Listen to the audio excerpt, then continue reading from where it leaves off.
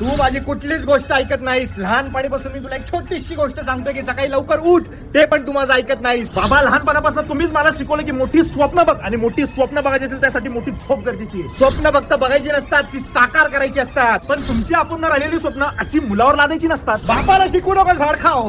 बाबा, आयुष्यभर मी सगळं तुमचंच ऐकलंय. तुम्ही मला म्हणले इंजिनिअरिंग कर, मी इंजिनिअरिंगच केली. पण तुम्ही कधी मला विचारलं की तुला काय हवंय? अरे तुला काय हवंय मला माहितीये. 500 रुपये पेट्रोलसाठी आणि 1000 रुपये हॉटेलात जाऊन त्या पोरीवर उडवण्यासाठी. अरे दुपारी 12 वाजता उठणाऱ्या पोराला मी हे विचारू की तुला काय हवंय म्हणून? आतापर्यंत बापाच्या तब्येतीकडे कधी लक्ष दिलंच का? परवा माझा गुडघा दुखत होता, एकटा चालत मी दवाखान्यात गेलो. अहो बाबा, पण मी तुम्हाला सांगत होतो डॉक्टरांकडे जायची गरज नाहीये. तुम्ही घरात स्प्रे मारा, तुमचा गुडघा बरा होईल. बापाला शिकवू नकोस भाड खा.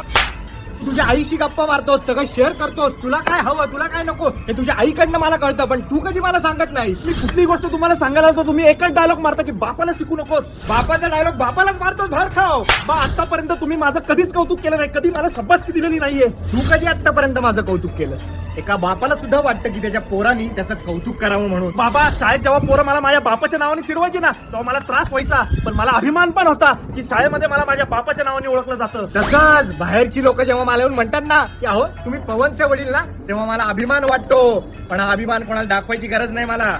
चल बसू. हा, चला बसूया. वातावरण पण मस्त झालं. अरे भाडखाऊ जेवायला बस.